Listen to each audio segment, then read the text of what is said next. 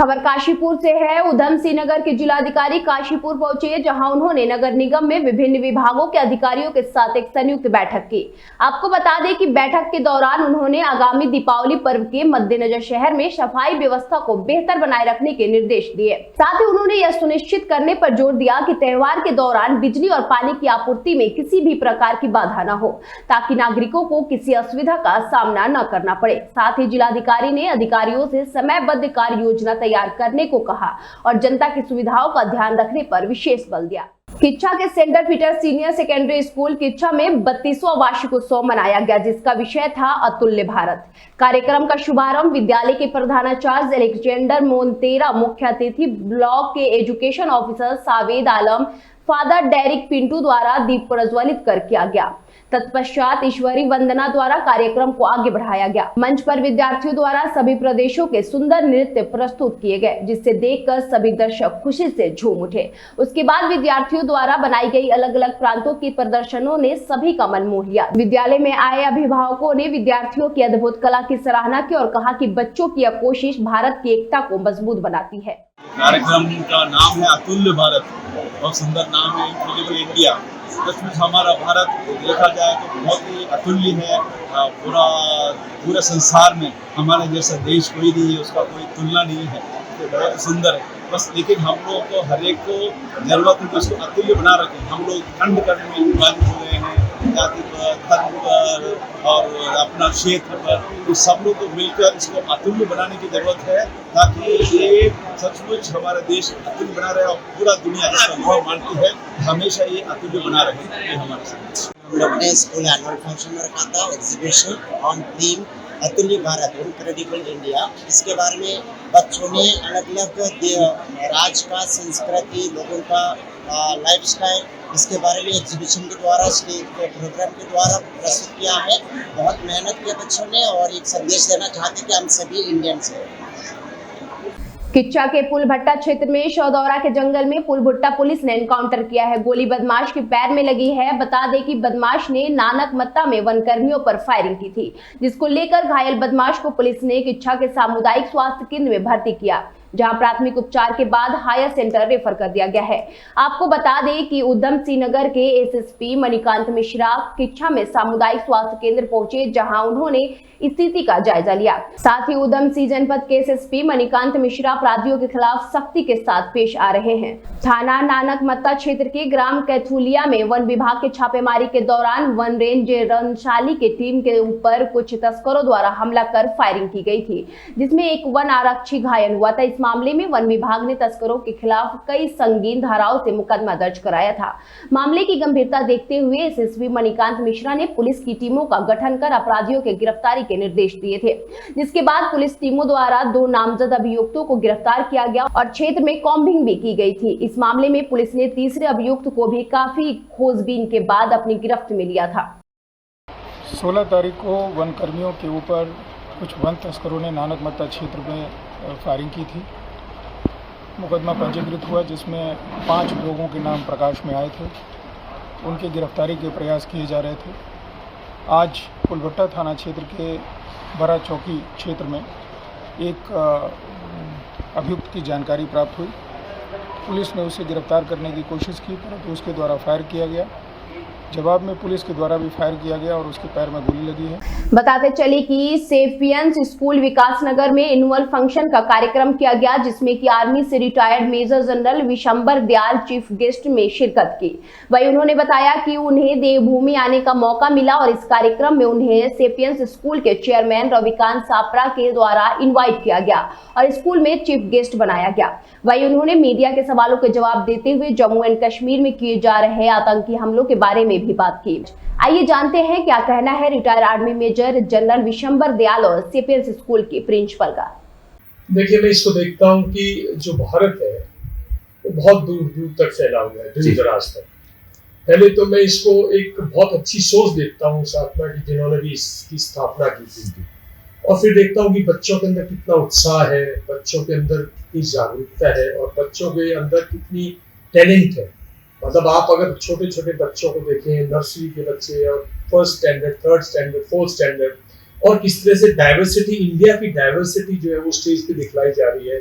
मतलब वो वही बच्चे गुजराती डांस भी कर रहे हैं, वही बच्चे असमीज डांस भी कर रहे हैं। तो एक अपने आप में एक उभरता हुआ भारत अगर आप देखें, बच्चों में जो उत्साह है उसको मैं देख रहा हूँ, बच्चों में, अध्यापकों में, पेरेंट्स में एक लाइवलीहुड है, एक चेहरे पे मतलब रौनक है, सब में एक उत्साह है, तो बड़ी अच्छी चीज है। आरटीआई कार्यकर्ता को शनिवार को एक महिला ने कृषि विभाग के ऑफिस में अधिकारियों के सामने ही चप्पलों से जमकर पिटाई कर दी, जिसका वीडियो अब सोशल मीडिया पर वायरल हो रहा है। आपको बता दें कि मामला कोटदार कृषि विभाग के दफ्तर का है, जहां एक व्यक्ति पर महिला ने छेड़छाड़ का आरोप लगाया है।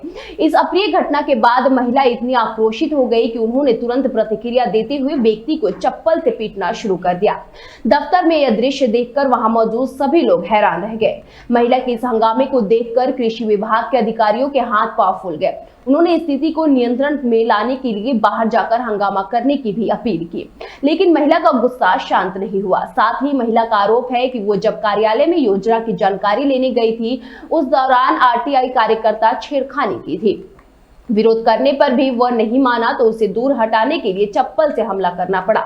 महिला ने आरटीआई कार्यकर्ता के खिलाफ तहरीर देकर बड़ी कार्रवाई की मांग की है। बताया जा रहा है कि महिला से पिटने वाला व्यक्ति आरटीआई एक्टिविस्ट है, पर विभाग में आरटीआई की जानकारी संबंध के मामले में गया था। कार्यकर्ता का कहना है कि अचानक उस महिला ने मुझ पर कुर्सी और चप्पल से हमला कर दिया। आरटीआई कार्यकर्ता भी महिला के खिलाफ थाने में तहरीर दी है। फिलहाल पुलिस पूरे मामले की जांच कर रही है। वीडियो सोशल मीडिया पर जमकर वायरल हो रहा है। हल्द्वानी स्थित बेरी पड़ाव ग्राफिक एरा हिल यूनिवर्सिटी में आज कुमाऊं भर के कक्षा 11 और 12 के छात्रों को एक साथ लाने वाली रोमांचक क्विज प्रतियोगिता ब्रेन वेव 2.0 का हाल ही में आयोजित किया गया। इस प्रतियोगिता में कुमाऊं के सभी 6 जिलों के लगभग 100 से विद्यार्थियों ने भाग लिया, जिसके बाद लगभग 50 विद्यालय अगले दौर के लिए कैंपस आए। जहां कैंपस में इन विद्यालयों के बीच पहले 2 राउंड्स में लिखित प्रतियोगिता हुई। इनमें सामान्य ज्ञान, करंट अफेयर्स, विज्ञान, गणित, इतिहास और अन्य विषयों से संबंधित प्रश्न पूछे गए। वहीं 2 राउंड्स के बाद अंतिम राउंड के लिए 8 टीमों का चयन किया गया। आपको बता दें कि उन्होंने एक गहन बजर राउंड में भाग लिया। वही फाइनल राउंड के बाद विजयी होकर भारतीय इंटरनेशनल पब्लिक स्कूल हल्द्वानी ने 50,000 रुपए की पुरस्कार राशि हासिल की। वही स्वास्थ्यन विद्यालय दूसरे स्थान पर रहा और 25,000 रुपए की पुरस्कार राशि जीती, जबकि तीसरे स्थान पर बिरशिबा सीनियर सेकेंडरी स्कूल रहा और उन्होंने 15,000 रुपए की पुरस्कार राशि जीती। वही चिल्ड्रंस एकेडमी स्कूल हल्दूचौड़ और कोलंबस स्कूल रुद्रपुर को सांत्वना पुरस्कार दिए गए। इस मौके पर ग्राफिक एरा हिल यूनिवर्सिटी के डीन MC लोहनी ने बताया कि यहां प्रतियोगिता काफी दिनों से चल रही है, जिसमें 100 से अधिक स्कूलों ने भाग लिया। साथ ही उन्होंने कहा कि इस तरह के कार्यक्रम आयोजित कर बच्चों की प्रतिभा आगे ले जाना है। उन्होंने कहा कि विजेता टीम को 50,000 जबकि उप विजेता को 25,000 तथा तीसरे स्थान पर आने वाली टीम को 15,000 नगद पुरस्कार दिए गए। उन्होंने कहा कि अगले महीने नवंबर में अन्य कार्यक्रमों का आयोजन किया जाएगा। हल्द्वानी परिसर में ब्रेन वेव क्विज का आयोजन किया है।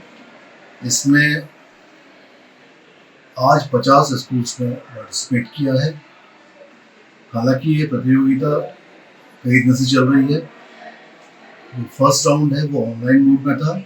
उसमें कुमाऊं रीजन के ढेर सारे स्कूल्स ने पार्टिसिपेट किया और हर स्कूल से 2 बेस्ट स्टूडेंट्स अपने टीचर के साथ यहाँ पर आए। यहाँ पर पहले 2 राउंड्स जो हैं वो रिटर्न राउंड्स थे, एलिमिनेशन राउंड्स थे। उसके बाद 8 टीम्स सेलेक्ट की गई, उनका ग्रैंड फिनाले में जिन्होंने प्रतिभाग किया। इसमें जो फर्स्ट प्राइज विनर्स थे उनको 50,000 रुपये का। हाई कोर्ट के आदेश के बाद सभी महाविद्यालय में छात्रों ने बवाल करना शुरू कर दिया। आपको बता दें कि पिछले 2 दिनों से राजकीय मोतीराम बाबूराम प्रश्न उत्तरी महाविद्यालय में छात्रों ने छात्र संघ चुनाव को लेकर लगातार बवाल किया। कई छात्र में तो आत्मदाह की धमकी भी दी। वही आज JMB PG कॉलेज में पिछली रात से छात्र संघ धरने पर बैठे थे, जिसके बाद सुबह पुलिस और छात्रों में भी धक्का मुक्की हुई, जिसमें कुछ छात्रों को पुलिस के द्वारा नजरबंद कर कॉलेज में ही कैद कर दिया गया। वहीं छात्रों का आरोप है कि जिस प्रकार से छात्र संघ चुनाव रद्द करने में भाजपा सरकार की पूरी राजनीति है, क्योंकि छात्र नेता अपना राजनीति एरिया छात्र संघ चुनाव से ही करता है, लेकिन कॉलेज प्रशासन और उच्च शिक्षा मंत्री के द्वारा जिस प्रकार से कॉलेज के चुनाव को रद्द कर दिया गया है, यह अपने आप में एक राजनीति है और छात्र के साथ खिलवाड़ हो रहा है। वहीं पुलिस ने कहा कि कॉलेज प्रशासन और हाई कोर्ट के आदेश के बाद ही पुलिस के द्वारा कार्रवाई की गई।